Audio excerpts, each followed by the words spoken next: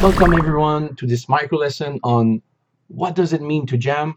My name is Karmak Palevska. I'm a game designer, a teacher in video game development, and I've been organizing and participating into game jams for the past 8 years or so. And it's really been one of my main passion. I love doing game jams. I loved organizing game jams. It's such an amazing experience, and I'm here today to talk to you about what are the core values and the mindset that you should take from that kind of event. So I don't know if you've looked online, but the term origin of game jam doesn't come from strawberry jam. I'm sorry. It doesn't come from also the traffic jams.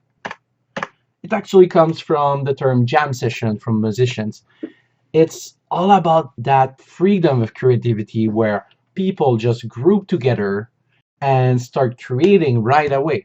There's no limits, there's no restrictions. They just start creating.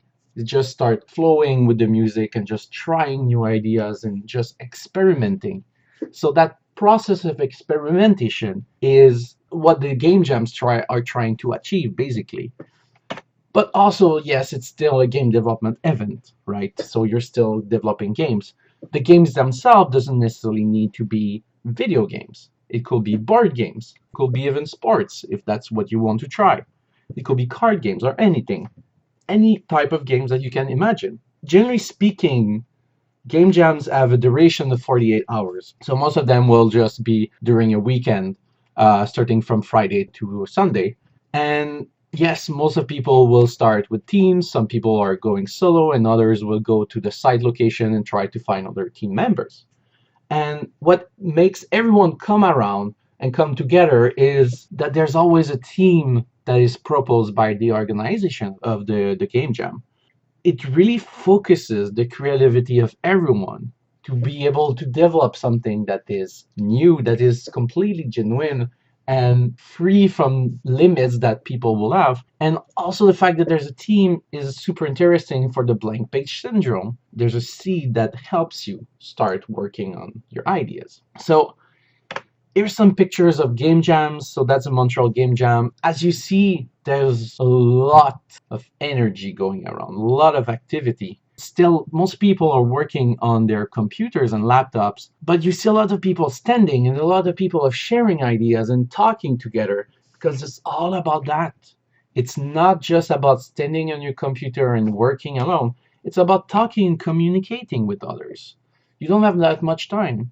And it's also the great time to enjoy and looking at the other games and talking with other people you don't know about.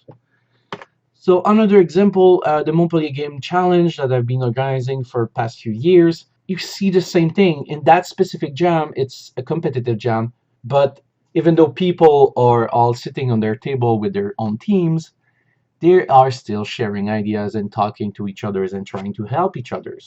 Because even though it's a competition, it's still friendly. It's a friendly competition. And that essence of sportsmanship is actually amazing. And that's something that is also part of the essence of what the jam is. Even for big companies, it's useful. In the case of Ubisoft Montreal, they've been organizing that jam a few years ago, and it's been an amazing experience for the employees to be able to refresh and to try out new ideas. It's not about finding new projects. It's really about trying new things, new experiment with ideas that you could not in your job because it's too risky otherwise. It's also valuable for companies in that sense where you can just experiment without the risks that are involved. And after that, you have other jams that are completely crazy, like the train jam, that is completely done on a train. And in that specific case, it's even more so that it's all about the journey. It's not about the destination. It's really about the journey itself. It's about doing the jam with all those people, everyone stuck on the train and working together. That's amazing. So if I didn't still convince you about participating into jams, there's some other things that might convince you. So yes, jams are also a social activity. It's all about collaborating with others. It's all about communicating with others, which is great. It's about also making new contacts, talking with people you don't know about. If you want to go in the industry, it's all about also communicating maybe with professionals right? Because it's not just students that are participating in bigger jams, it's everyone. So it's really about that interesting and sharing environment where you can make new contacts. And also sometimes it can also be a friendly competition.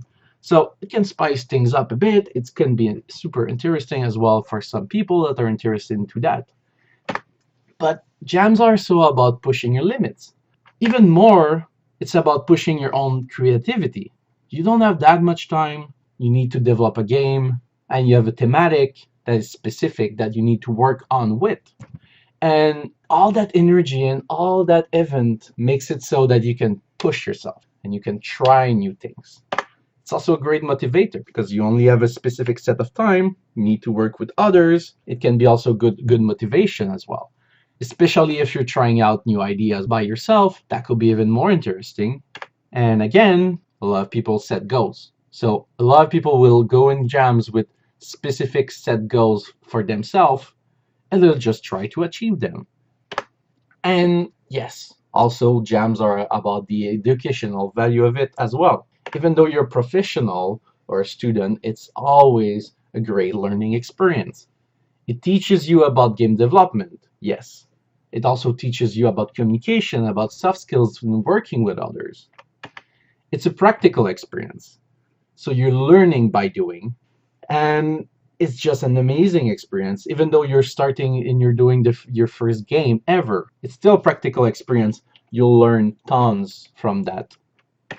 And it's also without risks, especially if you set yourself personal goals. It's all about trying those. It's all about trying new ideas and new concepts. It's not about the destination. It's all about the journey.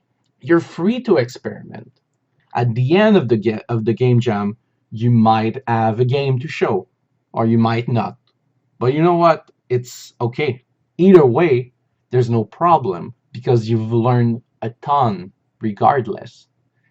So that's what is important also to tell the people that are participating, because a lot of people will go in the jams and they will be scared because they fear that it's about the destination.